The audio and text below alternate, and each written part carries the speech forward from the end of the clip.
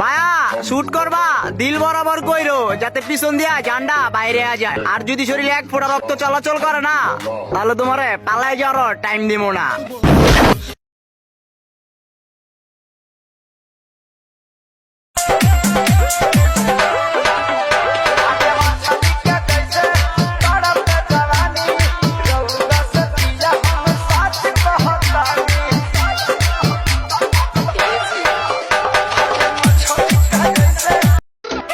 আমি জানি কেউ পারবা না, আর যদি কেউ মনে করো পারবা তাহলে করে দেখাও। কমেন্ট বক্স খোলা আছে।